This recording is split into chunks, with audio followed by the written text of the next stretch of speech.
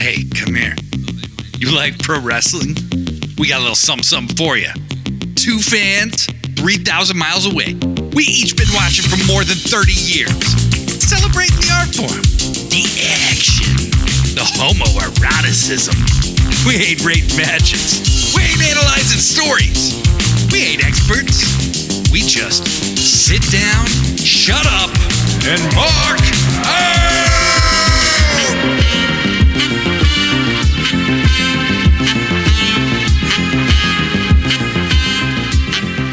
What's up, everybody? It is Blade Daily coming at you from the Sit Down, Shut Up, Mark Out podcast, a pro wrestling podcast about pro wrestling. Unbelievable concept. It is me and my cohort, Joshi G. JG. What's up? Yo, not too much. I'm still thinking about Dynamite. Can you imagine? It's sunk. And I'm still thinking about some of Dynamite because there were just so many amazing parts to it. But we'll talk about that a little bit later on. But yeah, I'm always in a good mood when it comes to professional wrestling. How are you doing, buddy? I'm doing real good, you know, and there's a lot of reasons why I'm doing real good. One of which is we continue to get incredible participation, feedback, and encouragement from our listeners. Y'all are absolutely amazing. It is so cool to have a wrestling community like this, where you guys just fill my cup, seriously.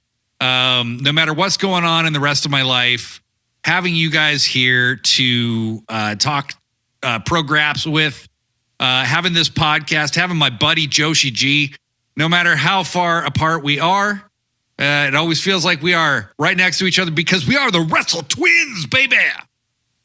Right? It feels like we're best friends.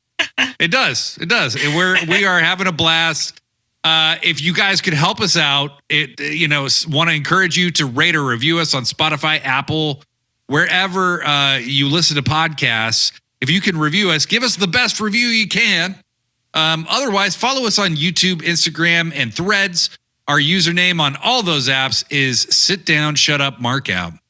And if you have some feedback for us that you'd rather leave privately, you can always email us at sitdownshutupmarkout@gmail.com. I promise if you email me, I will get back to you because we want to have a dialogue with the people who listen to this show. We always want to make it better. We always want to make it more entertaining. But speaking of entertaining, Joshi G, I was a very lucky man this week because my happy ass was at Dynamite live in Everett, Washington, about, depending on the level of traffic, about 30 to 45 minutes north of Seattle. And I was there in attendance live. It was absolutely fucking awesome. We have both been to several AEW events. I was at the first Double or Nothing. I was at the first All Out as well. Been to Dynamite, been to Collision, been to Wrestle Dream. I know you've been to Forbidden Door. Yeah. What other events what else have you been to? Okay, so people will probably make fun of me over this, but I have said before that I am a huge Omega fan. So last year, they went to Winnipeg in March, and I was frustrated that I hadn't seen Kenny Omega yet. So I flew to Winnipeg for Kenny Omega. Due to audio interference, you may not have inferred that Joshi G flew from her home in Montreal, Quebec, Canada, to Winnipeg, Manitoba, Canada, to see the great Kenny Omega in his hometown. Her goat. Seems reasonable to me. Like, I don't care, man. Like, people could say I'm insane, but that is how much I love Kenny Omega. He is my GOAT. And I was getting a bit frustrated because I was like, okay, they haven't come to Montreal yet. I don't know when they're going to come here. I really want to see Kenny. When I had went to the Supercard show, it was NJW ROH back in 2019. I had bought tickets thinking that Kenny Omega would have been there. That didn't happen. It was okay because it still ended up being a great show. So imagine me, this huge Kenny mark, waiting anticipating, when am I going to see Kenny Omega? So I got a little bit, I guess, carried away, and I did fly to Winnipeg to see my GOAT. So I went to that show. I saw Forbidden Door, as you mentioned. I went live last year. And I also went to Dynamite and Collision in Montreal back in December. And I'll be going to Forbidden Door 3 next month. That is so cool. That is so cool. And you and I are we are sick together. As we've said, pro wrestling sickos, baby. We have a disease. We are wrestling twins, but we're Munchausen by proxy. And we want all of you to do the same. We want you to be a part of this insane love of pro wrestling that we both have. It's absolutely awesome. I have traveled for pro wrestling. I flew to All Out in Chicago. I thought I was going to see Kenny Omega versus Moxley, but Moxley got hurt in the G1 that year. So, oh yeah, I had to settle for Kenny Omega versus Pac. What a tragedy. What a tragedy. God. What a tragedy. The AEW live experience is absolutely unmatched in pro wrestling. In my opinion, I have been to many, many pro wrestling shows. But there's a long windup to talk about the thing that I started talking about. It is, as usual, Blade Daily burying the lead here. So yes, I went to Dynamite in Everett. It was absolutely incredible. First thing I want to say, smaller venue equals very good. I really enjoyed that. It was in a building that was about, I would say, half the size of the arena that they've typically run in Seattle. They usually run the Climate Pledge Arena where like the Seattle Kraken play. And it's just much better to have 3,500 people crammed into a smaller building. The vibe is better. The intensity is better. The place looks a lot more full. It wasn't sold out by any stretch. I would have loved it if they had 5,000, but 3,500 wasn't bad. Wasn't bad at all. So, we don't need to go through the entire card. You guys saw the show. The highlights for me, Willow and Mercedes might have been the best moment of the entire night. Absolutely incredible promo by Willow Nightingale. Absolutely incredible response by Mercedes Moné. People say she can't talk. People say she's too WWE. She played her part perfectly in this contract signing. But the line that sealed the deal was when Nightingale says, last time we wrestled, I walked out as a champion. And you didn't walk out at all. The place went apeshit for that. I know you have some thoughts, Joshi. Lay them on me. Oh, man. Where do I begin? I mean, it was so well done. Everything about that contract sign was perfect. It might be my favorite contract signing in AEW ever. First off, you have Mercedes who comes out and acting kind of heelish, which at this point suits her. It suits her character. I feel the whole CEO thing and money talks, everything else that she says, is something that a heel would say. And you've had Willow come out and she got a very warm reception, which has been a recurring thing lately. But to just see them sit across each other and you have Willow talking about everything that she wants to accomplish and how much she loves professional wrestling, and Lady's response basically, which was, well, you're talking about accomplishments, but me. Look at everything I've done throughout my career. And look at me. Look at the way I look. I should be the face of AEW. Which she had very valid points. They both did. And so you just see this back and forth. Mercedes looked really comfortable on the mic. I feel like something changed, something shifted. She just seems a lot more natural. I don't agree that she feels WWE. I feel that she acts pretentious, is working very well because she is a heel at this point. I mean, you guys booed her. Oh, that was a very pro Willow crowd. So I just think her response was excellent. And then Willow saying what she said. I walked out as champion. You didn't walk out at all. I was in shock. I didn't expect her to say that. Oh my God. I still can't get over it. It still gives me chills because she's this lovable baby face. She's always smiling. And then she says something so brutal like that. You just don't expect it from Willow. And so it was great, the whole ordeal. I mean, I love that Mercedes slapped her with good reason. I would have slapped her too. But whoa, hey, come on now. Let's not say these kind of things about my injury. And then Willow putting her through the table. I went completely crazy because this was the first time that Mercedes took a bump in AEW. And she took it really well. You could tell that Willow protected her a lot. The whole thing was absolutely amazing. And I just think that putting Willow in a feud with Mercedes was a brilliant idea because now that she's working with Mercedes, somehow Mercedes is bringing out the best in her. Like she has more of an edge now. Her promos are better.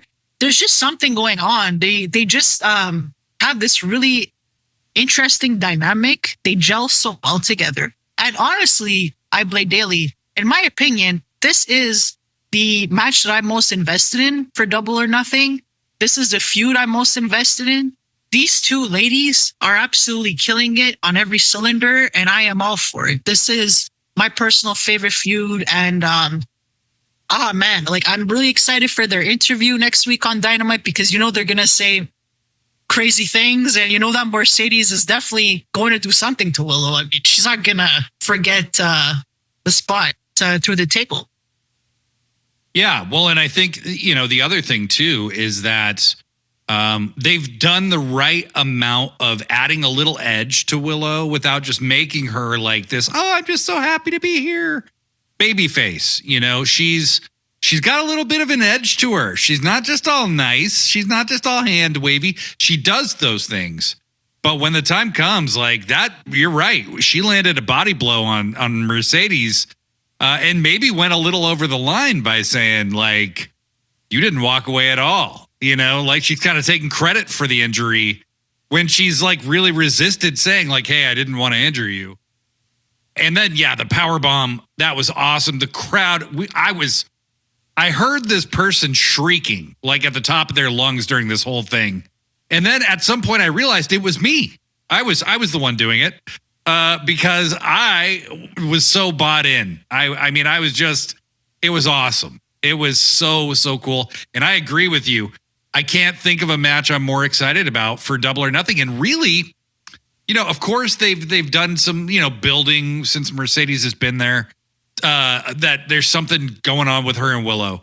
But this really, the build has poured on in earnest since Dynasty. And in 1 month, they have really done a great job of building this match. I think it could main event. If they do it right, I really think they could. I would have zero complaints. I think they absolutely have to. The crowd is reacting so well to it. And we were discussing this a little earlier on today. The fans are really split on who should win at Double or Nothing. And I think that's very telling. People are invested in this match. This is the match that people want to see. People are excited to see Mercedes wrestle. We're all waiting. You know, we've been waiting for a long time. We want her in the ring. We wanted her to show. I mean, she has nothing to prove. However, I think that once people see her wrestle again, they'll stop with these annoying criticisms that aren't even valid, in my opinion. But to just get her in that ring again and to have her in this excellent first feud, I couldn't be happier for her. They did this exceptionally well, and I'm just so excited. Like, I still believe that Mercedes should win the belt, and I do think that Willow needs to be, you know, they need to break Willow a little bit and tell a story. I mean, I'm all for that. Whoa.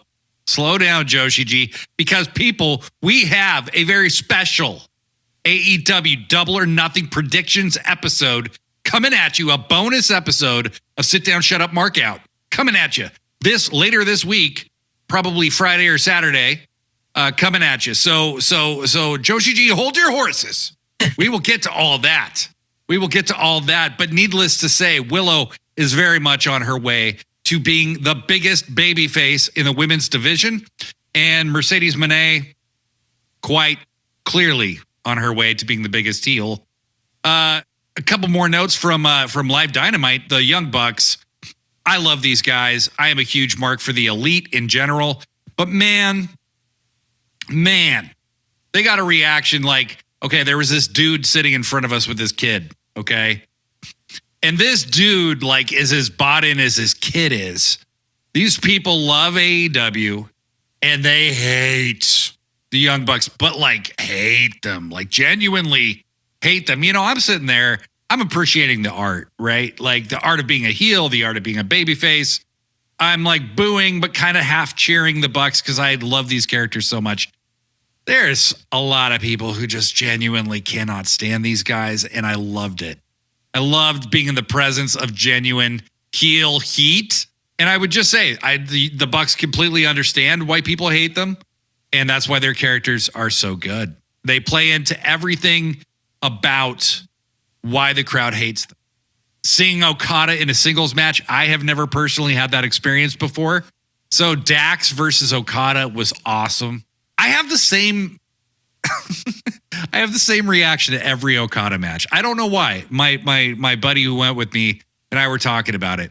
It's always like, this kind of Okada match feels like it's kind of starting a little slow.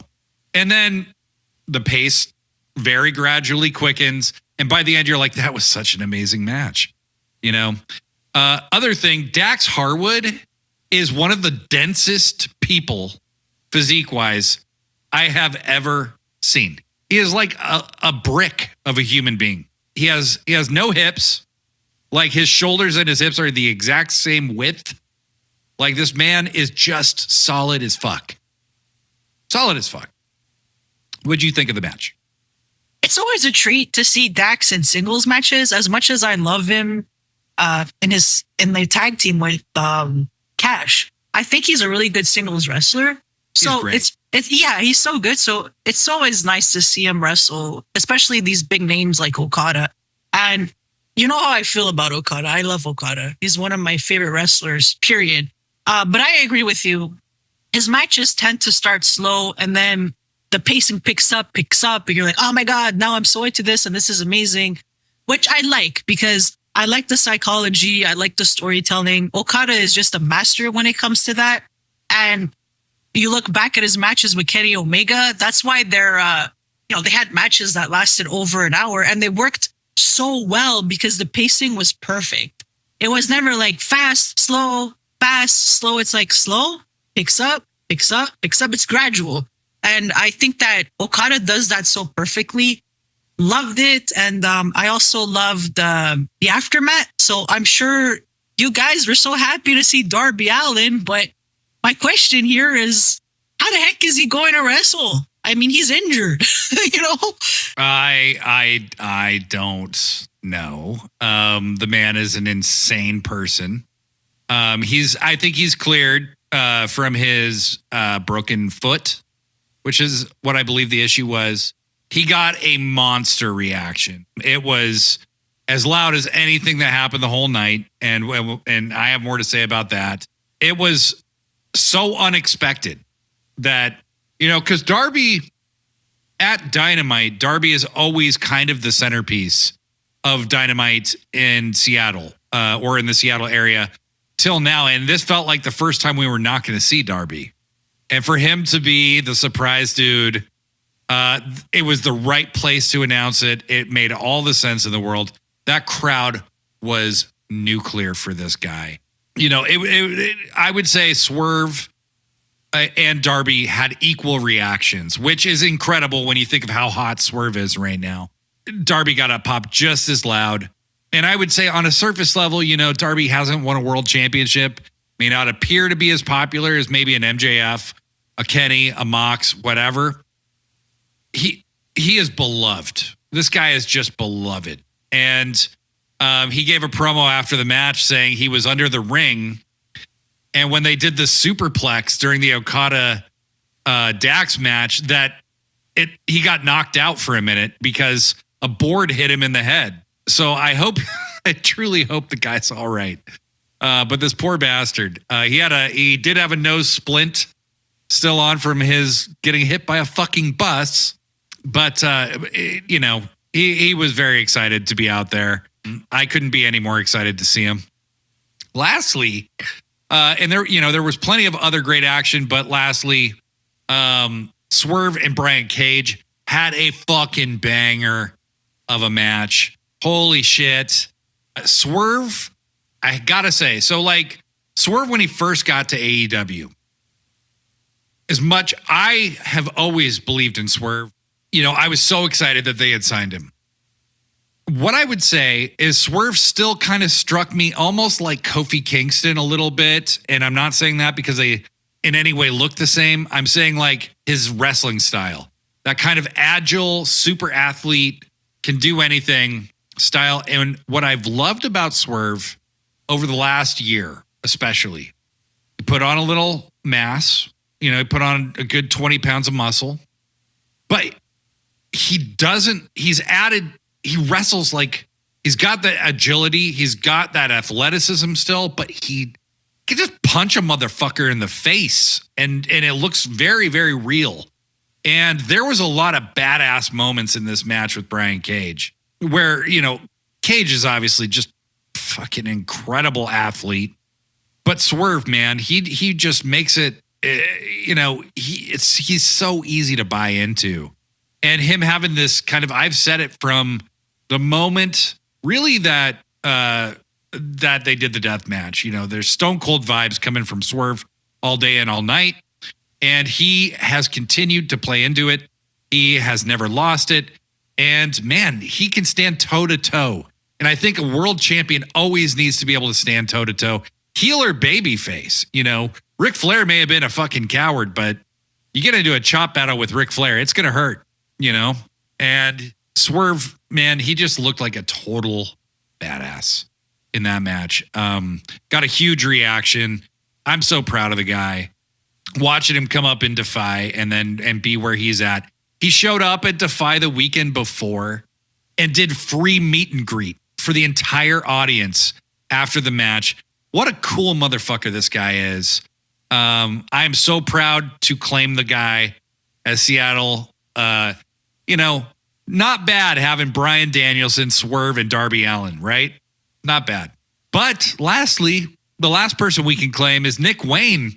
Little motherfucker comes from under the ring or wherever the hell he came from. I didn't get a good look.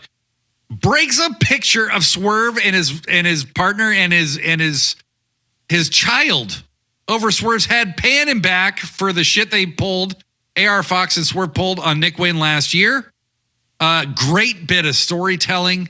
And that cut on Swerve's head, I could not see it. I did not see it live. But, as is my Blade Daily thing to do, I came home, immediately turned it on TV, and watched the whole show all over again when I got home that night. And Swerve was gushing.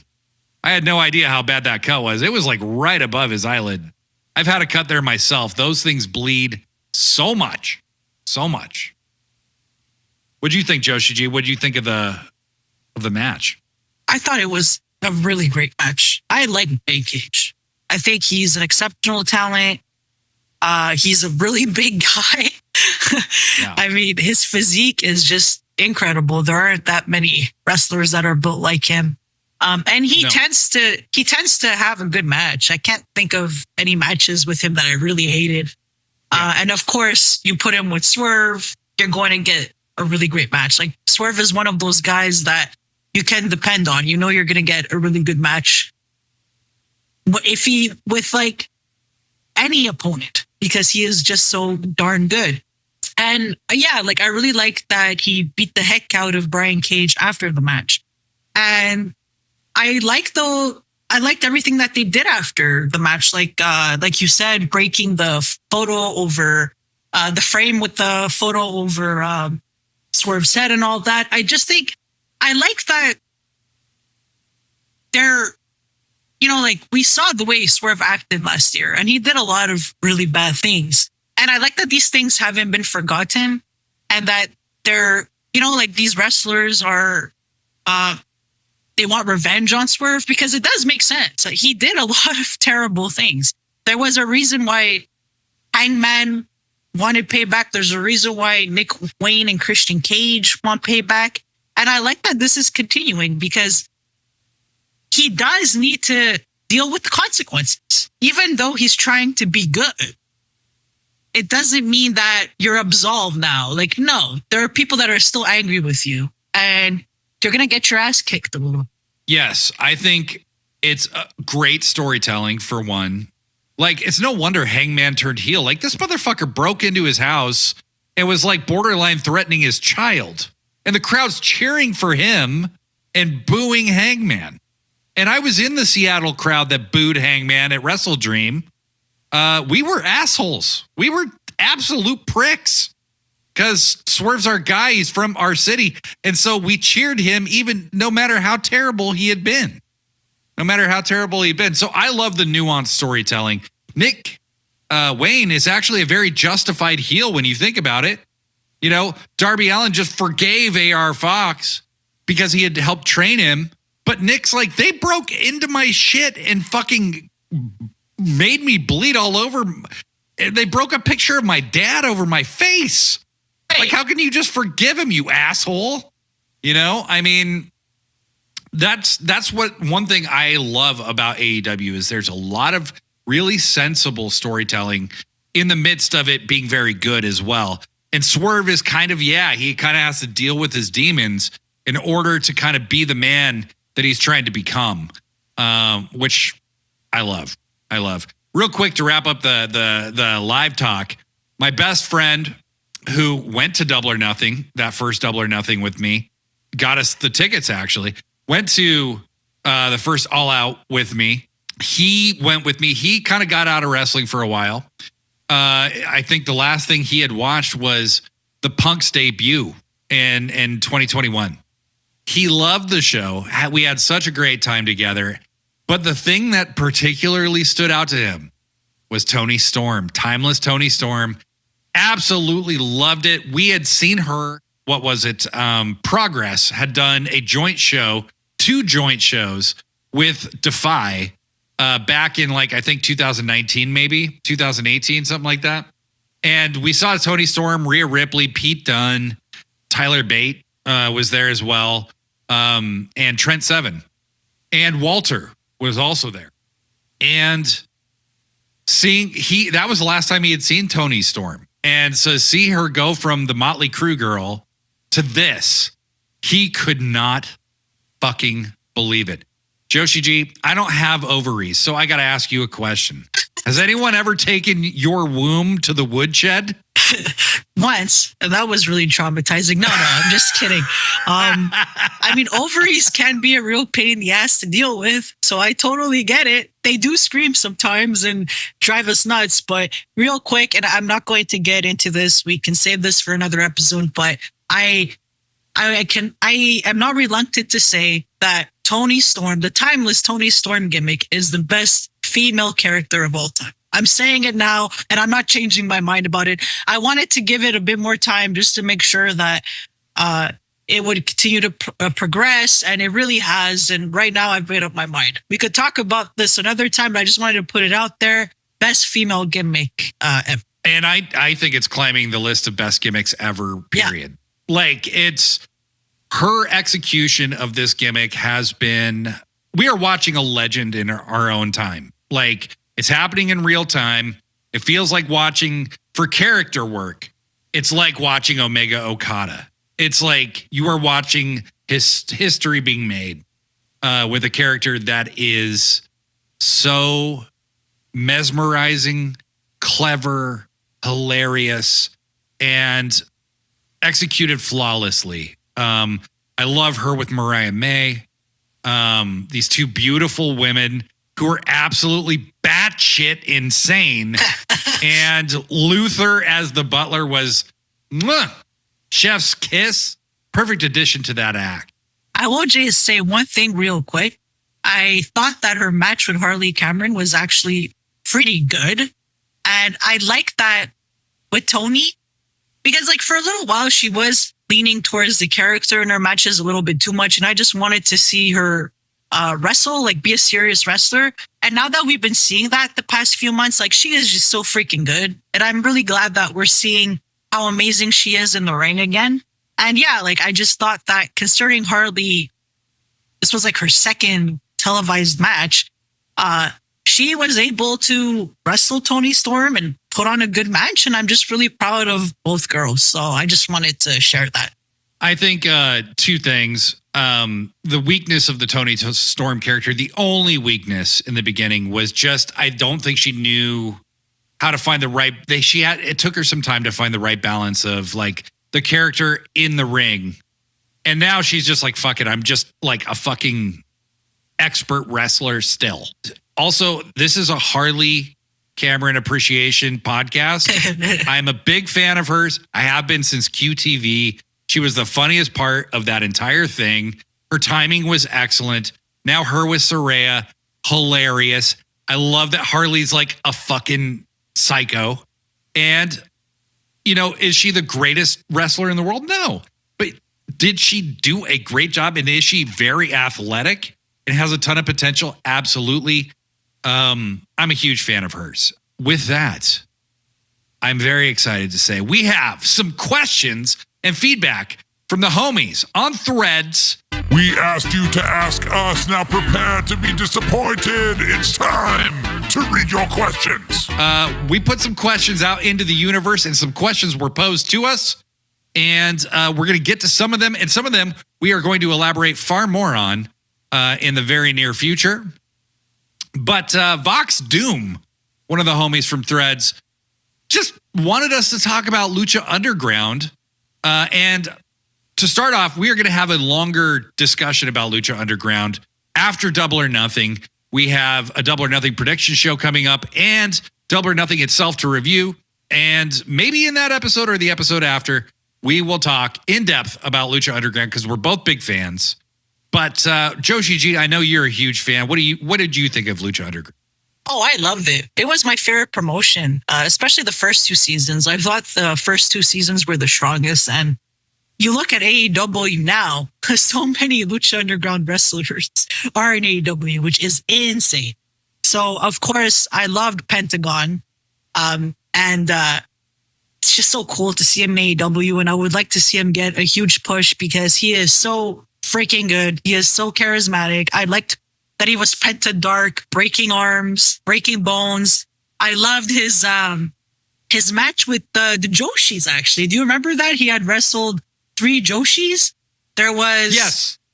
The last one was Io. I remember that. There was Kairi Sane, Io. I can't remember the first one now. And I was just telling myself, oh my God, he is just destroying these girls. He's letting them destroy him as well. That's one of my favorite matches ever. That was the third season, my favorite part of the third season, because huge Penta fan, huge fan of the Joshis, especially the Stardom girls. So that is always a highlight to me. And also, Pentagon managed to have a great match with Vampiro, okay? So, right. My gosh, to me... That kind of like higher power storyline that they did with Vampiro was one of my favorite moments in Lucha Underground. Same. And really put the spotlight on Penta. Yeah. That seeing a lucha, like a hardcore luchador who, you know, he could do all the athletic shit, but he was just a fucking insane person. Psycho who knew how to play to the crowd. That's maybe, I think the highlight of Lucha Underground for me was discovering Penta, Phoenix, discovering Killshot, discovering Son of Havoc, you know, Matt Cross. There was so much good stuff that came out of it. They obviously had Ricochet as Prince Puma. There was so much good stuff, but also just tripling down on the lore of like Aztec myth and incorporating that into the show. They took a lot of risks in the storytelling on Lucha Underground. And they did something new with pro wrestling, which is so hard to do. If you were to ask me, okay, Tony Khan bought Ring of Honor. What other tape libraries should he buy? Lucha Underground is number one. Definitely. He should absolutely buy that. There's so many performers in AEW that were huge stars in Lucha Underground. And the ascension of Pentagon Jr. and my awareness of Pentagon Jr.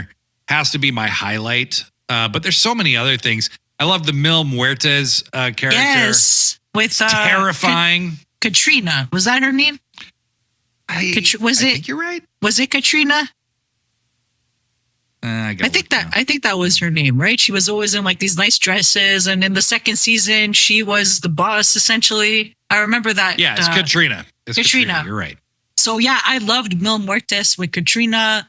I thought Angelico was really good. I actually would like to see more of the Angelico we got in Lucha Underground and ROH and AEW. I liked the crazy stuff he was doing.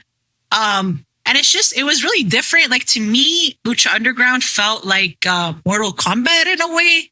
It did. Yeah. That's a great observation. So it was like cool because you're like, oh man, they wrestle really well, but you have all these like amazing vignettes and they're doing all these crazy stunts. And it felt like Mortal Kombat, and a lot of the wrestlers wore masks. I love the intergender matches. There were just so many things that they got right.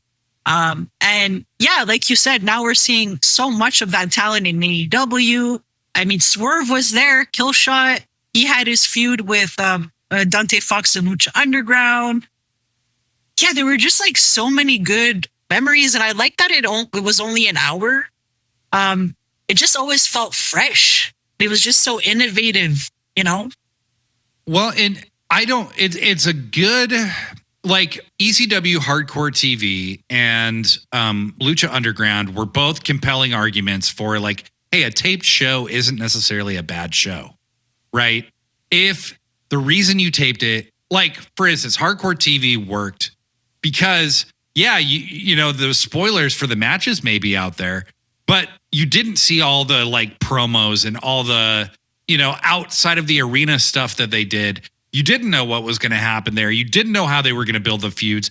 You didn't know, you didn't see the Joey Styles. Excuse me, I just burped. You didn't see the Joey Styles and Paul Heyman interviews. You didn't see all that stuff. So there was still a lot of compelling reasons to watch Hardcore TV. And it was edited together so tightly, it got rid of a lot of the bullshit from the live event. And then Lucha Underground, same thing. Their promos and their backstage stuff was very compelling. Dario Cueto, all that stuff, super, super good. Lucha Underground pioneered a lot of things. All right. So we said we were going to give a very short answer about Lucha Underground. We did not. Surprise, surprise. Always giving you more than what you asked for here on Sit Down, Shut Up, Mark Out. I think we're just going to have a longer episode. Fuck it. Okay, so RK Rivera 2 asked a really cool question. If Tony Khan did a women's tag title, what two teams would you have for the title match, and who goes over? Now, I've had some time to think about this question. I love this question. As you may have heard in our first episode, I am a very outspoken advocate for tag titles or trios titles in the women's division. I think you do one or the other. You don't do both because, you don't want to get into that too many titles kind of situation. But I would say, for the sake of the question, I'd say one of the teams, I would pick Nyla Rose and Marina Shafir because I think they are both excellent performers who just don't get on TV enough. They've, kind of toiled in Ring of Honor, and I think they're both better than that. I really do. I saw Marina wrestle for Defy a little over a year ago. She had the best match of the night, and there was a lot of great. Davey Richards, piece of shit that he may be, was on that show, and he's an incredible wrestler. And Marina had the best match of the night. She has improved so much. She has worked so hard and gotten so much better. And, they were on Rampage a bunch, and it was never clear what the story was between them. They teased a breakup between them. They never broke up. Make them a tag team. So that would be one of the teams. All I wanted to say was there is a reason why Jon Moxley loves Marina Shafir. That's all. Go on. She rules. She rules. When you really see her let go and just go for it, she kicks ass. As for the other team and who goes over, that's a little tougher for me. I think one team that you could reunite and put some fire behind would be Anna Jay and Ty Mello. Because I think, you could redo they reunite as friends. They were in the Jericho Appreciation Society. That assumes that Ty is coming back, of course. Or if you wanted to give this person a soft re-entry, both of them, because they're both injured right now, and you wanted to give these tag titles a real big push, maybe Britt Baker and Jamie Hayter. But I would go Anna Jay and Ty Mello, and I would put them over. I would put them over and maybe have them do a longer-term feud with Nyla and Shafir, because I think you could get everybody over a lot more with a tag tournament and crowning. I think it'd be a great way to reintroduce Ty Mello. I'm a huge fan of hers. Huge fan of Ty Mello. And I think Anna Jay has improved a lot. And it'd be a great way to cycle out people. Julia, when she comes back, maybe you have her and Sky Blue go after him. When Ruby comes back, you have her in the tag division. Saraya and Harley could be great tag champs. So I think there's a lot there, and it's time. I think it's time. So, of course, you always have the same answers as me, because I was going to say Anna Jay and Ty Mello, because, of course, they're already an established tag team, but it's okay. I completely agree with your choices, but just some other teams that come to mind. Perhaps they can do Queen Aminata, Red Velvet, yeah. Right? Perhaps Athena, Billy Starks. It's another option. Let's see, who else? Stylander, well, obviously, that's not really going to be an option if Chris turns heel. If she does it, then sure, they can be a tag team. Definitely agree with Harley, Cameron, and Saraya. Julia Hart, Sky Blue for sure. Maybe Mercedes Martinez, Diamante. They do have a really good dynamic. Yeah. They have a great dynamic. I have really enjoyed them as a pair. Yeah. In the very limited amount of time I've seen them, I have really enjoyed it. So, yes. And Aminata Red Velvet would be a fire tag team. I kind of want Aminata to be the Ring of Honor champion. Me too. So, for me, the time isn't right now. But, if you need something for them to do down the line, go for it. And then maybe something like crazy, like Abaddon and Layla Hirsch. Or something. That'd be neat. Yeah, actually. Yeah. All right. So I think we kind of gave an answer to that.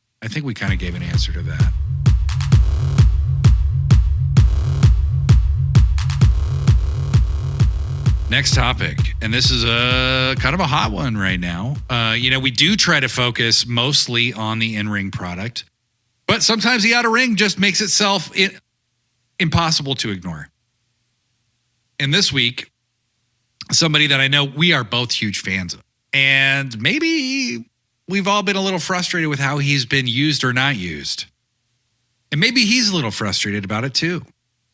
Konosuke Takeshita gave an interview to DDT. He is going to be wrestling there live in the very near future.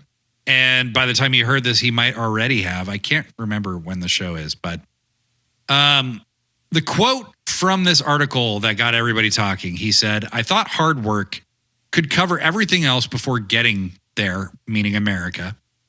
"If I showed how good I am, I could get more airtime, but there are aspects that come to play when competing here in America. Discrimination is not the word here, but unfortunately, there's a lack of space for an Asian person to be on a TV show watched by Americans. No matter how good my condition was, nor the amount of matches I was put in, or how many times they said my match was good, it felt like I couldn't make it to the starting lineup, to put it in baseball terms." They then say Takeshita took part in the May 6th Nippon Budokan All-Together show in the main event 6-man tag match. Amongst all the young aces from each promotion in the match, Takeshita felt like a solitary and oppressive existence in itself. He then says, "Everyone felt like they're having fun wrestling here in Japan. I didn't have any fun ever since I got to America. The effort was bearing fruit, but I didn't feel the enjoyment. It was the most mentally exhausting period in all 12 years of my wrestling career. However, when I stopped having fun, my matches were better received and I gained more recognition. and it's not proportional. Very spicy comments from one Konosuke Takeshita. What did you think when you heard this, Joshi G? Well, I'm not on X, right? So I happened to find this tweet, and because what I do is I'll Google AEW wrestling for some news and stuff like that, and so you see some of the tweets there. And so I did see the transcript from his interview, and I panicked. I didn't know it was a work. As I said, I'm not on X, so I didn't have the full context. So now that you've reassured me that it was a worked interview and others have reassured me as well, I do feel better about it. But that doesn't change the fact that I do feel they kind of dropped the ball with Takeshita. I don't think that it's impossible to rectify it, but this is a really talented wrestler. I mean, he is a generational talent, unbelievable in-ring psychology. Even Jim Cornette, who I do not like, is a fan of Takeshita. He botches his name a lot, which is really annoying. But coming from someone who is so critical of modern day wrestling, to hear him say Takeshita is such an amazing wrestler is really telling. Like, you could tell that he appeals to different kinds of wrestling fans, the older generation, the youngsters, basically just everybody. And when he showed up in AEW, the fans really liked him. He's a really likable guy. His tweets were adorable. I love how much The Cinnabon thing. Yeah. The Cinnabon. Yeah. And he has this big, sweet tooth and all that stuff. Really adorable. And then they made the decision to turn him heel. I wasn't sure how I felt about it. I said, you know what? Maybe it can be promising. We'll see. But the thing I didn't understand last year was, okay, so it looked like he was going to get a big push. He defeated Kenny Omega, which should have been a huge deal. And I feel that, like, they didn't do anything. Nothing came out of that. And then he beat Jericho in the US. Nothing came out of it. I mean, mind you, Jericho did win in DDT. So fine, they're 1-1 now. But like, even this year, I feel he's been used sparingly. And even when you look at Revolution, he had match of the night with Will Ospreay. And after that night, I was hoping they would do something with Takeshita. I'm like, okay, this guy is clearly top notch. He's one of your best wrestlers. The fans think he's amazing. What's going on? Like, why don't you guys do something more with him? So I'm not entirely sure what is going on, but I do think that they need to figure out what they want to do with him. Like, I understand the argument. People argue, yes, I do think he should be a heel because of the way he wrestles. And then there are other people that feel he should have remained babyface because he's so likable. I get both sides. But for me right now, it's just do something compelling with him, make him win. My gosh, like, if you want to put the IWGP World title on him, do it. And JPW needs to spice things up a little bit. Jon Moxley could take a loss, honestly.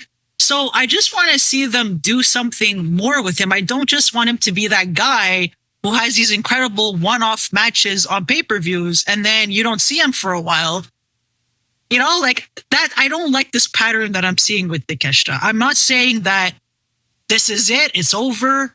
They can rectify it, like I said, but I really want to see them do something as soon as possible.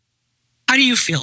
Yeah, I think that one, DDT is kind of famous for publishing these articles in kayfabe. So I think there's a certain amount of that. There's this, a Japanese wrestler saying America sucks.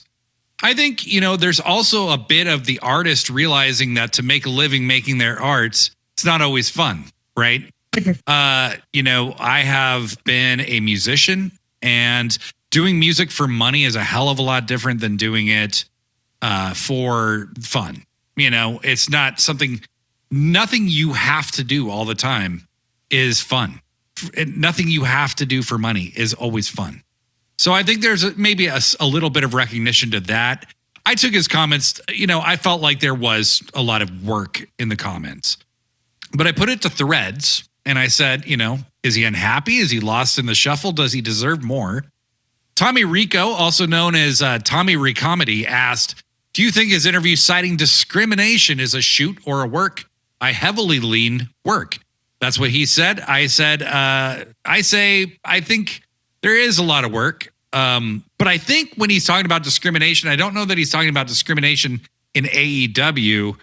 I think he's talking about with the audience. And I'm not sure if he said, if he kind of implied discrimination. He does say discrimination is not the word here, but it's something like that almost, where it's like the audience is discriminating in their tastes of Asian wrestlers.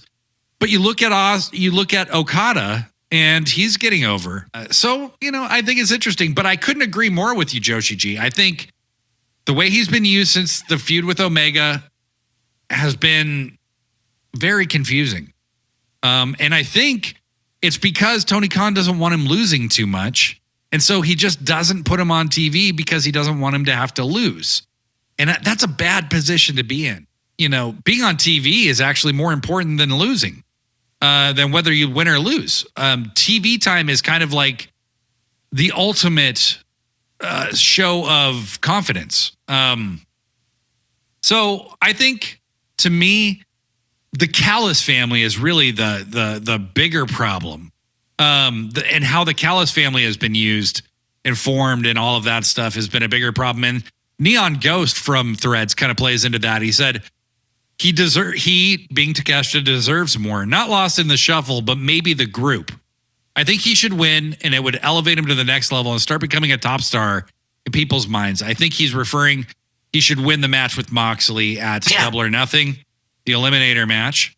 I think the Don Callis family was intended to be the downfall of Kenny Omega, and I think the ultimate plan was probably for Kenny to eventually run through all of them after kind of, doing the hero's journey thing where he's beaten down, and then he kind of rises up like the Phoenix, and him and Ibushi or whatever kind of run through the Callis family, and eventually he gets his his revenge on Takeshita for beating him and all of that stuff. I think that was the original plan, but there's been so many injuries. There's been so many steps back. The Callis family, every time it feels like they have a purpose, there's a wave of something that kind of knocks them back. Sammy Guevara turns on Chris Jericho. It's a big deal. Sammy immediately gets a concussion. Then when Sammy comes back, he immediately turns babyface again, which didn't make any sense at all. And I think was only a product of Kenny Omega the Golden Jets having to be put on hold or whatever, which honestly wasn't a terrible thing, in my opinion. I never was a big fan of the Golden Jets, even though I did see them wrestle twice. It just wasn't, Anyway, so Sammy turns babyface. Now he's feuding with the Callis family. And I don't know that Hobbs was ever a perfect fit for the Callis family. I do like the idea. I think Konosuke Takeshita should be the primary focus of the Don Callis family. Yes. It should revolve around him. You can have him and Will Ospreay become longer running rivals. And maybe Takeshita takes the international title from Ospreay at some point in the future and becomes that first guy to beat him. That, I think, is going to make Takeshita stronger. And that's how you make the heel turn work. Until then, I don't know what you do, but you got to have him winning on TV, and he's got to be there longer term. Rerun 717 said, I think the heel turn was a mistake outside his wins over Kenny, which has not been capitalized on enough. The Calistros, which is a combination of Callus and Albatross, is weighing him down. He should have won a singles title by now. To which Neon Ghost replied, but now it's for black nails and DBZ Dragon Ball Z pants, so it wasn't all a mistake. I don't think the heel turn was a mistake per se. I think it's been beset by a lot of change in plans. But like you said, he's a generational talent. I completely agree with you. There have been so many injuries, which have definitely hurt the Don Callis family. I think the other issue with the Don Callis family is that they're always losing. Yeah. And so it's kind of like, well, how am I supposed to take this faction seriously? Kyle Fletcher loses all the time. Takeshita doesn't wrestle often. And when he does, we'll have like a banger match. but it's 50-50. He may lose, he may win, and then they don't do anything with him. And then, of course, yes, Hobbs is injured. But I do agree with you. I think that he, as in Takeshita, needs to be the central piece of that faction. It needs to revolve around him. And personally, I'm not really a fan of Don Callis and Orange Cassidy doing something together right now. It's already not working that well. So why would you even try that? Get the Don Callis family right with the members that they do have, because and again, it's not that it's Don's fault. I actually find Don very entertaining. It's not Takeshita's fault. It's not Fletcher's fault. It's just that they've been very unlucky. There's injury after injury. And then when Takeshita has won a really big match, or when Hobbs has won a really big match, there was no follow-up. So that is a booking issue. We'll call it what it is. Right. Right. I'm not always going to defend AEW's booking. And Blake Daly and I have been very honest about that. We said that there will be times where we will be critical of AEW's booking. In this case, they dropped the ball, with Takeshita and with Will Hobbs. I agree. Like Hobbs beats Jericho and then nothing happens. You can't keep doing that. That's, to fans, fans need, they want to see continuation in wrestling. If they don't get that, they're not invested in the match. They're not invested in the story anymore. So at this point, you got to figure out what you want to do with Takeshita. He has to win at Double or Nothing. If he loses, I will be very irritated, because what the heck is the point of an eliminator match on a big pay-per-view, one of their biggest pay-per-views of the year, if Moxley's just going to win? What's the point? It's pointless. And it's really like, it's the only time they've ever done an eliminator match on a pay-per-view. Why, if Takeshia's not going to win, why have an eliminator match? Just make it for the title, Yeah. Because if Moxley's going to successfully defend, what's the point? I think there's a great argument to be made that Takeshita could become the IWGP champion down, at Forbidden Door down the road, because he's fucking great. He's fucking great. I completely agree with you. He's a generational talent. He's going to be a star for years and years to come. If I'm Tony Khan, there's no way you let this guy slip through the cracks. He has so far, and it's inexcusable. It's bad booking. As much as, I think people are too hard on AEW, I don't think they're too hard on him about this. I think Takeshita can still totally work as a heel, but I think he needs to be Don Callis' primary focus. Having Kyle Fletcher there is a mistake, because Kyle Fletcher is kind of the same type of guy that Takeshita is, a generational talent, and he shouldn't be the side piece to Takeshita, but at the same time, he shouldn't overshadow Takeshita. They shouldn't be in the same faction. I don't think it makes sense. Right. However, I do see a bright side here. I think you're going to have Kyle Fletcher get pulled out of the Callis family by Will Ospreay. I really do believe that. I think Takeshita needs to be Ospreay's first real rival in AEW. And if you have Ospreay pull Fletcher out, you can make Takeshita kind of the weapon of revenge for Callis, right? I also think you can have, Takeshita eventually be the guy to unseat Ospreay. And why not? I mean, he's a fantastic wrestler. If you don't go that route, he has to be Moxley. And I think he has to be Moxley like pronto. I think giving him consistent TV time and really developing his character is what they need to do. They're just, what do we know about Takeshita right now? Well, he wrestled in Japan. They don't even talk about him being with DDT that much. It's just that he was a great wrestler in Japan. Okay, we need more than that for him to be a character that transcends just being a great wrestler. We need more than that. And they can give us more than that. But speaking of eliminator matches, we got another booking poo-poo to talk about. This was your idea, Joshi G, and it's a good one. Yeah. What's the deal? Are we doing eliminator matches or are we doing rankings?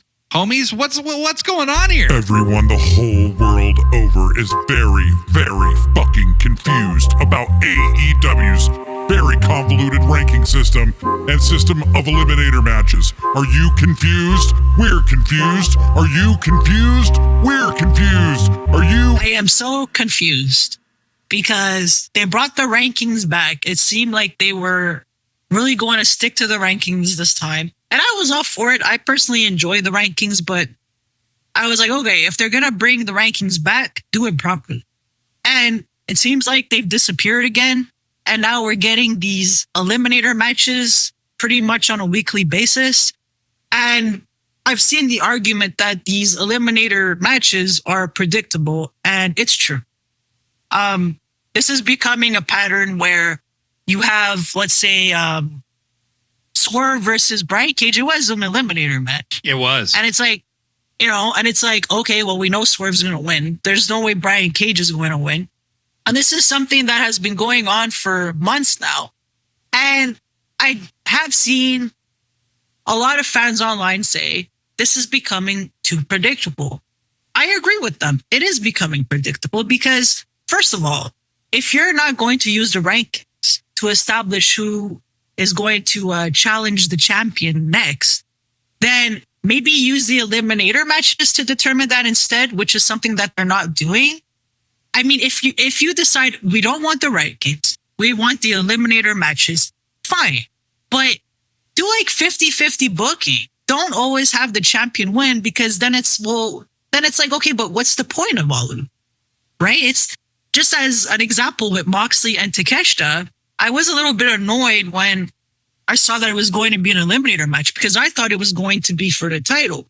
So now this match is on a pay-per-view. You bet your ass I want Takeshita to win. There is no reason for Moxley to win this match. If Moxley does win, there's no reason it should be on the pay-per-view, period. So I do agree. The eliminator matches are becoming way too predictable. Spice them up. I remember, I believe it was Rio had an eliminator match against Baker and won. And that was like the one time that happened. And they never did it again.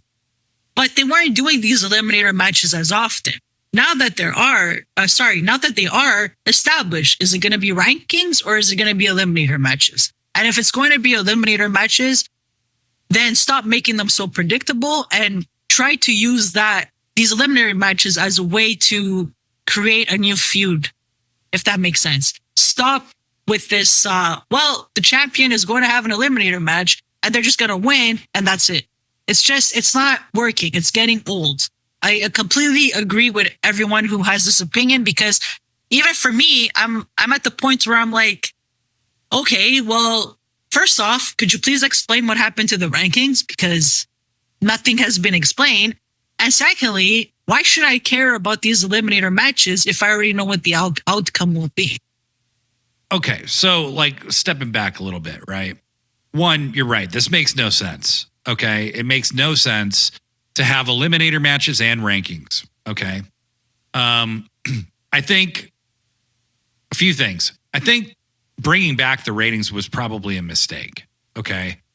To me, it felt impulsive. It felt like TK was really excited that people liked the Continental Classic so much.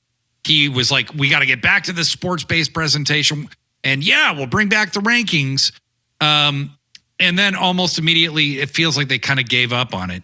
I've never been a fan of how they've formatted the rankings. I don't like a top 5 for every singles title. Like, have separate rankings for each title.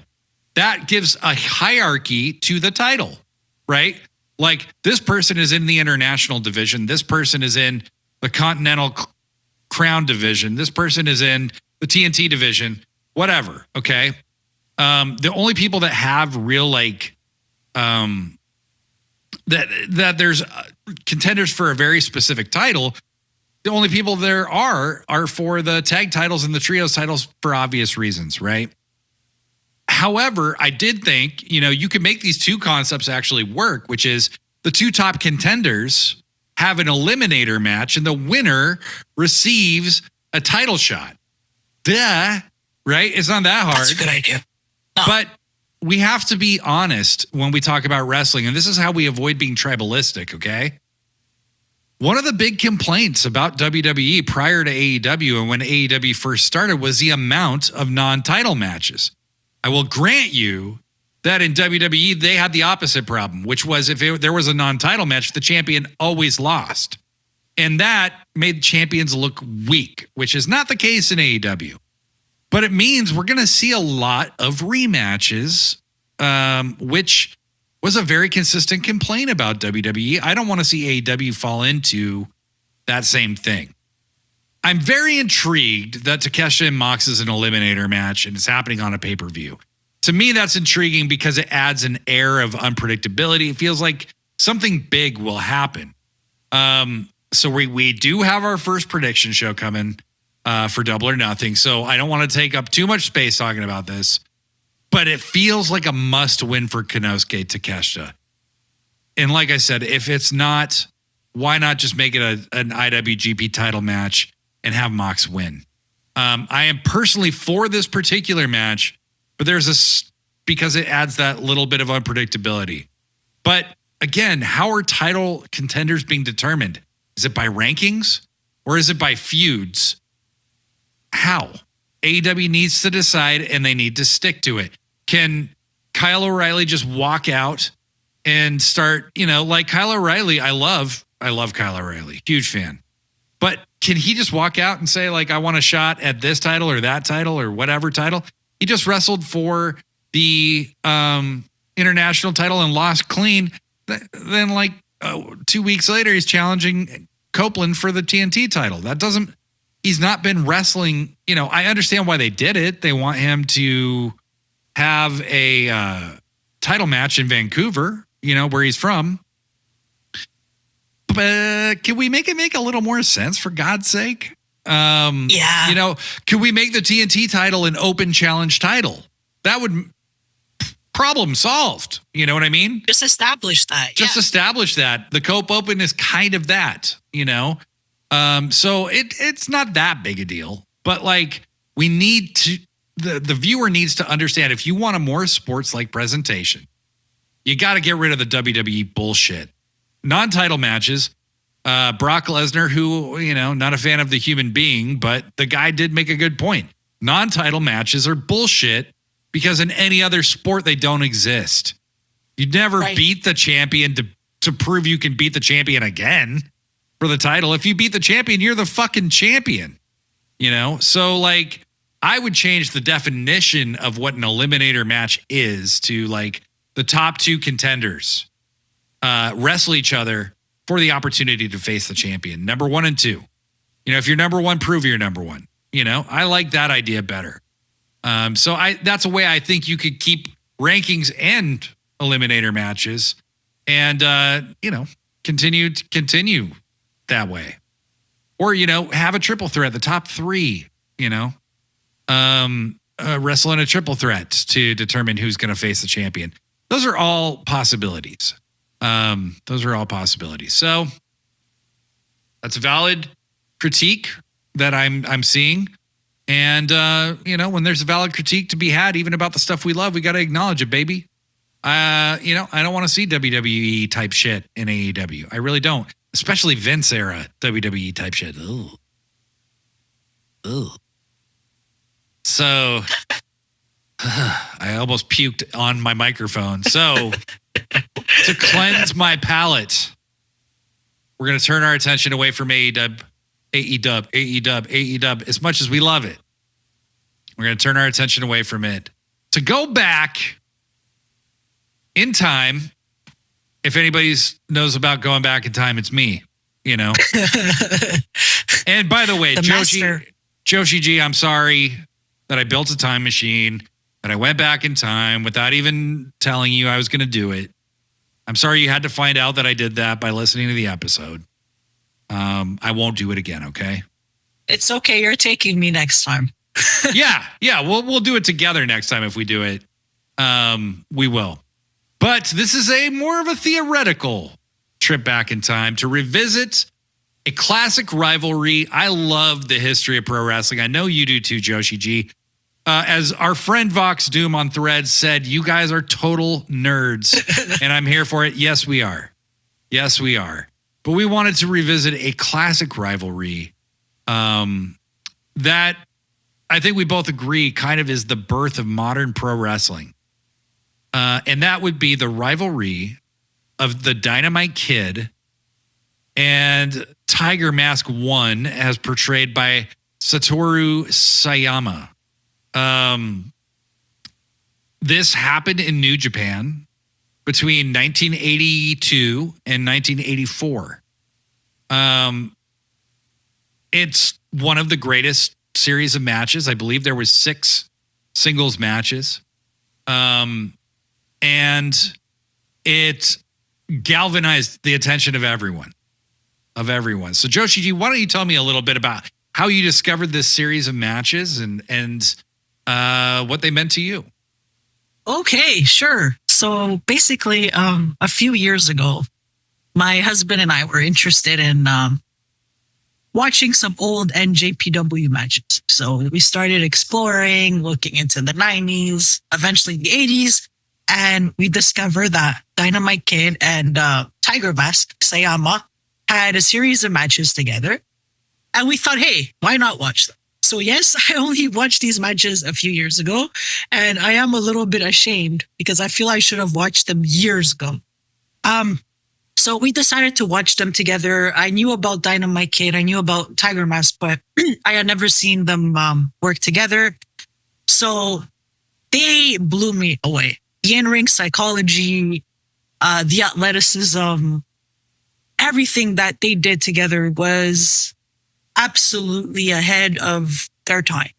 And it's really interesting at the time because in the 80s, in the US, you had Macho Man Randy Savage, Ric Flair, and Steamboat, who I felt were the 3 best American wrestlers in the 80s.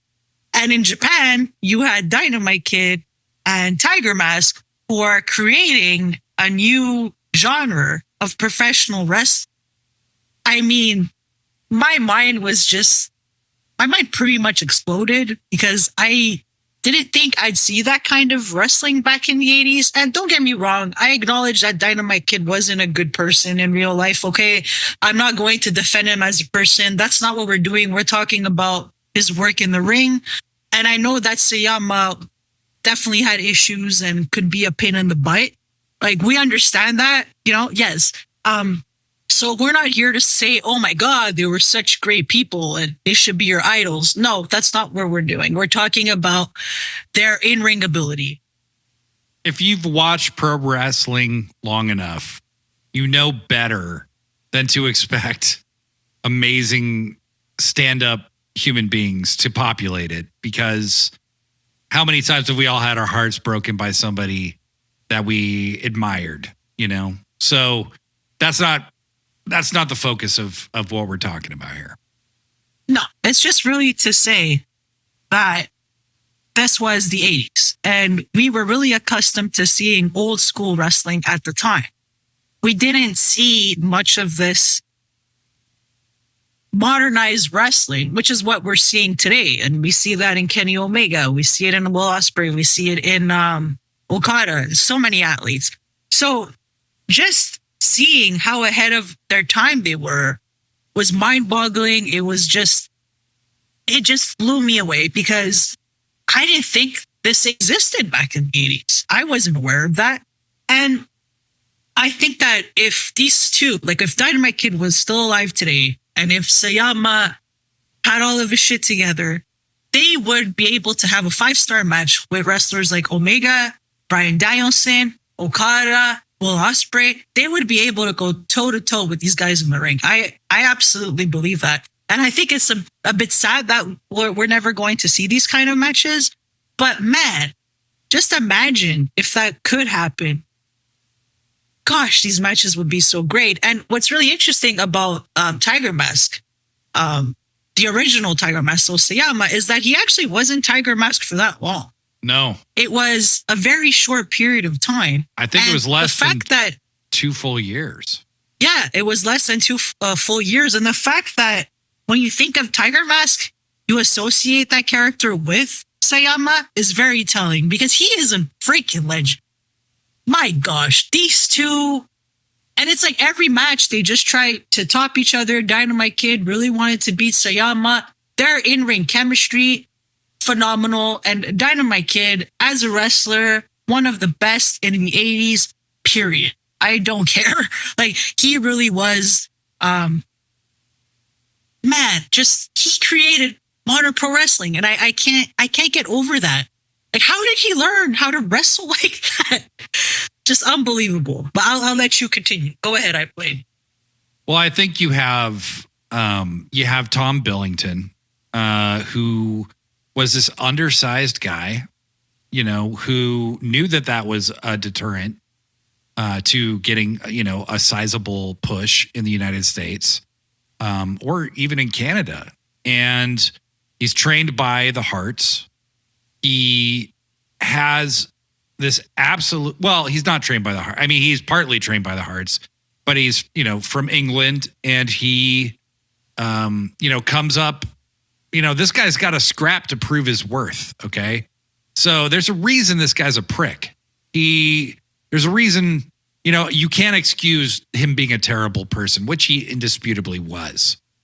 But there's this grittiness about his style that I think the clearest kind of maybe copy of Dynamite Kid, also not a great person, is Chris Benoit, you know, who is pretty much doing everything he can to be the Dynamite Kid, you know.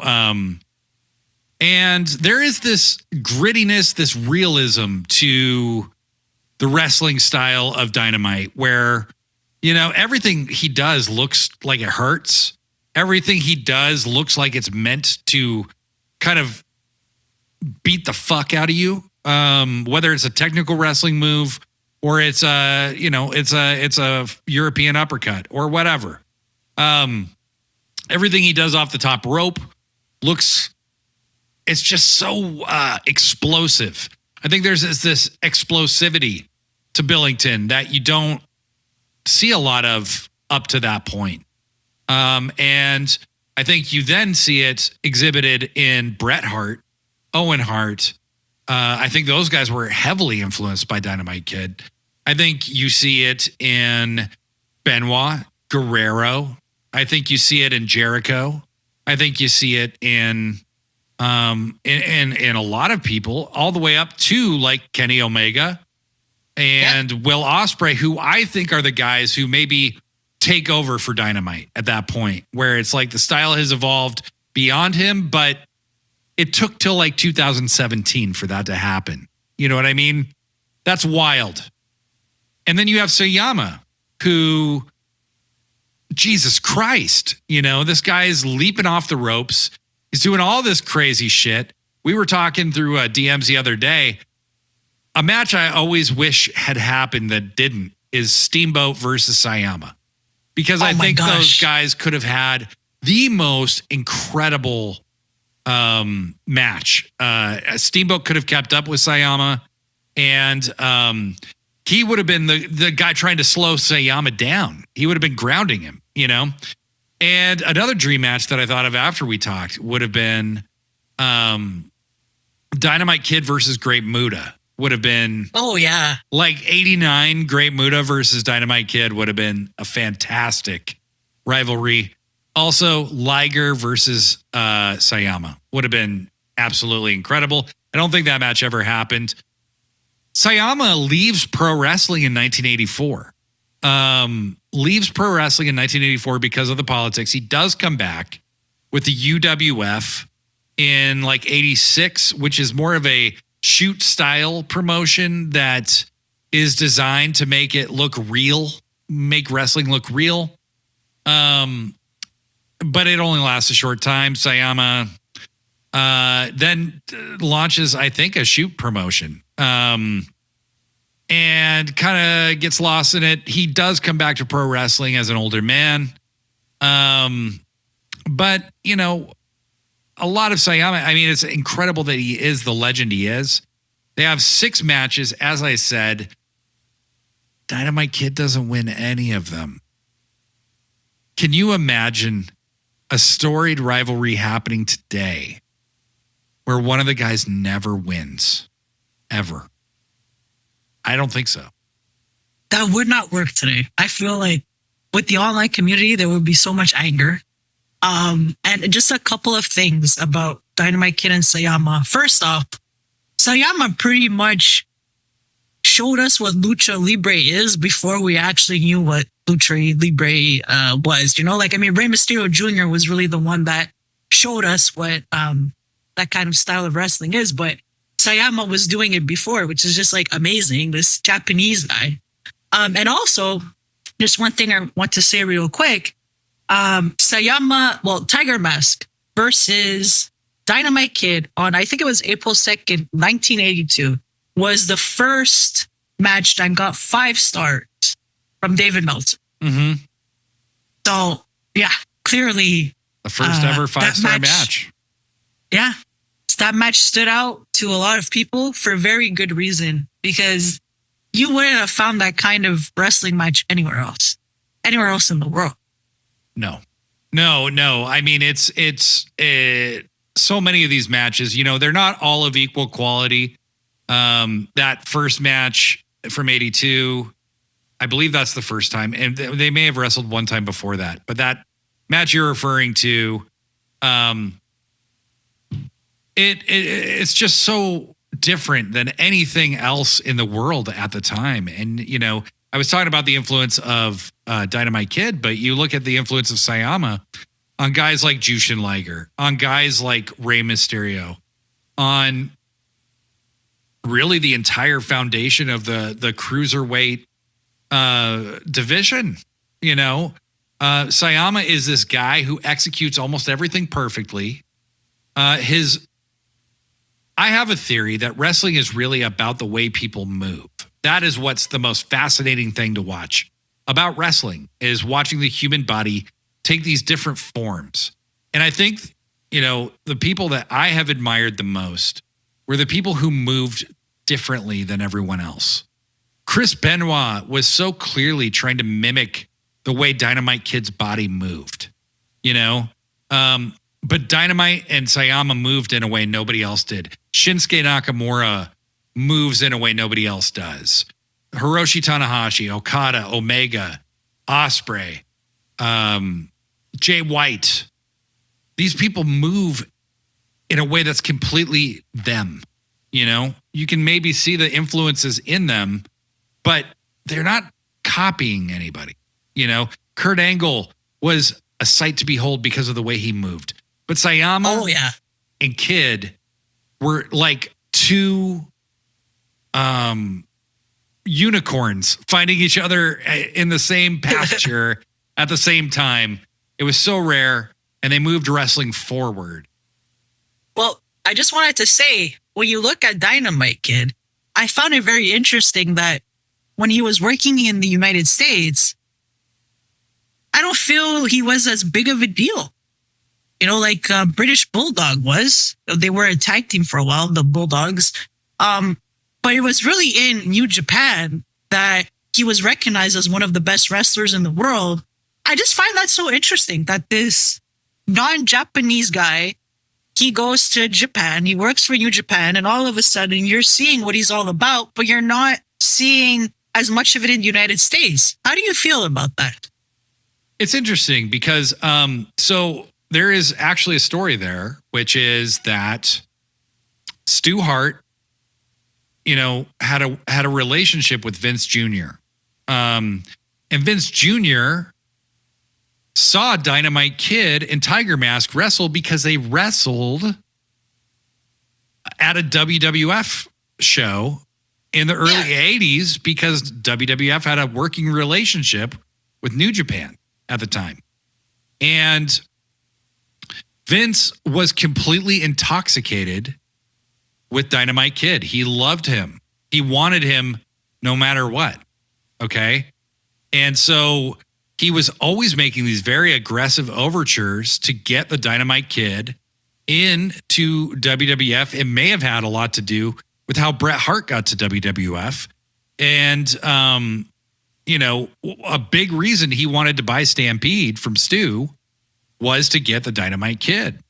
And unfortunately, the Dynamite Kid is a product of the early era of steroids in wrestling. And Yeah. just like superstar Billy Graham, the guy was retired within 10 years of being the WWF champion. And they did not understand how to cycle steroids at that time, the way that they do now. And the pro wrestling guys took steroids in such massive quantities, those early guys. I think Dynamite Kid in New Japan is taking steroids, because if you see for sure. a picture of him as a kid, as a younger guy, when he's brand new, he is teeny tiny. Tiny. We saw his nephew wrestle on Collision a few weeks ago. That is what the Dynamite Kid looked like. Like, it's so uncanny what the resemblance between those two guys. But looks just like his uncle.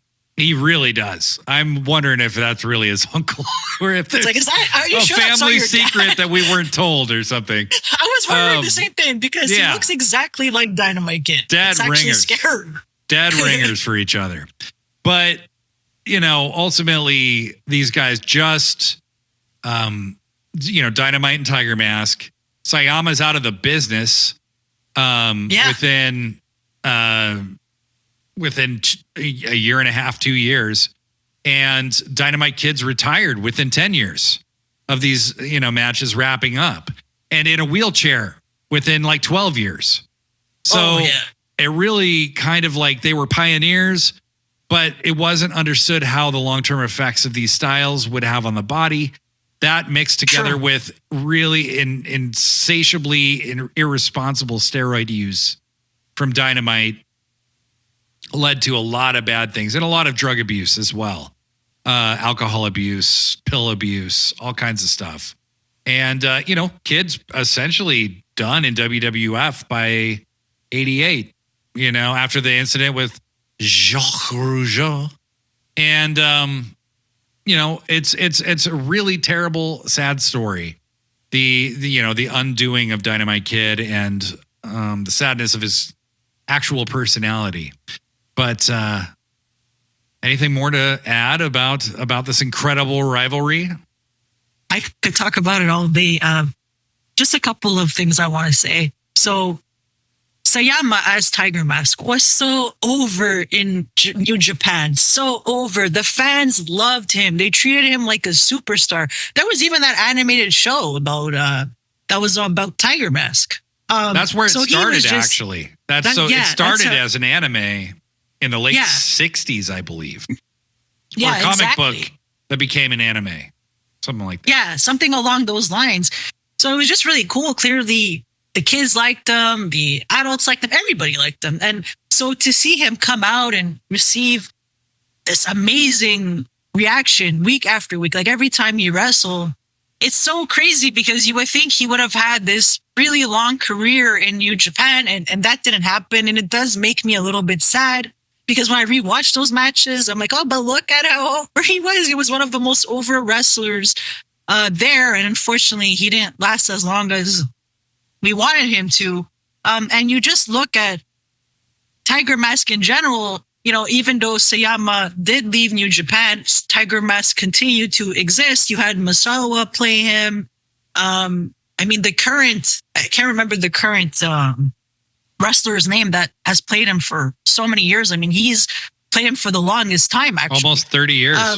Almost 30 years. And yet we're talking about the original. We're always talking about Sayama. Yeah. So isn't that just crazy? And you also had Koji Kanemoto, who was also a legend in Japan, play. So he was Tiger Mask 3.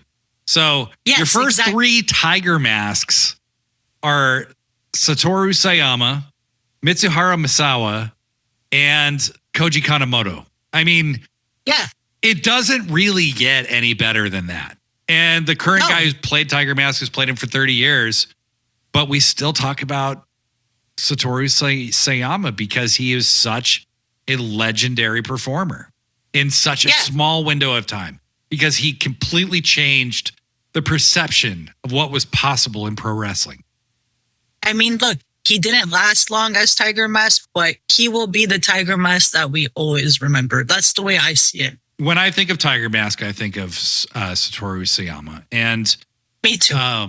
and what a legacy. Really, what a legacy. So if you're listening to this and you're like, who the fuck is Satoru Sayama? Who is Dynamite Kid? You owe it to yourself. You can probably find it on the U of the Tubes or Daily Motion, or you could fucking plunk down $10 for 1 month. Yeah. Go back. I believe most of those matches are on New Japan World again. Go back and watch this series of matches. I literally have a bootleg DVD that's just their matches together, tag matches and singles. It's fucking great. Great stuff. I saw these matches about 10 years ago for the first time, and I couldn't believe I had never heard of it. I couldn't Me believe too. it. I was so shocked that I didn't know more about it. But it was everything people said it was and so much more. If you can put yourself mentally in the 1980s headspace, rest holds, body slam, maybe an atomic drop. People were being finished off with just standing elbow drops, Right. And then you watch this match. Like, it's incredible. It's incredible. And if you do decide to watch their series of matches and you want to give us some feedback, please do, because we're always happy to talk about these matches. We love them. And if you decide, hey, I want to watch these matches and I love them, please share your opinions with us, because we absolutely loved watching Sayama and Dynamite together. So please feel free to. Perfectly said, Joshi G. Perfectly said. We want to encourage you guys to interact with us either here by email. You can. What rivalry do you want us to talk about? Because we would love to incorporate your feedback. Do you want to talk with us about a classic rivalry?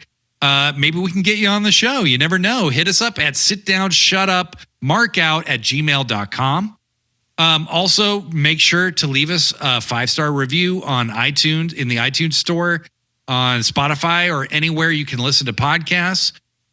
We love your feedback. It was so cool to have people chime in with their thoughts on Takeshita.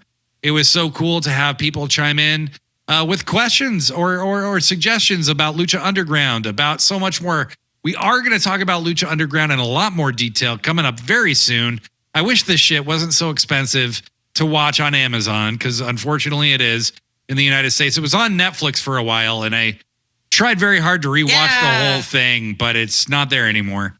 So this has been another fucking incredible conversation with my wrestle twin, Joshi G, the person I probably talk to more than anyone else I know, and very happily so. We love you guys. We are coming back with a bonus episode this week for the Double or Nothing predictions, and we can't wait to do it. But until then, friends, sit down, shut up, mark out. It's a pro wrestling podcast about pro wrestling, and we'll see you real soon. Take care. Bye, guys. Pro wrestling forever.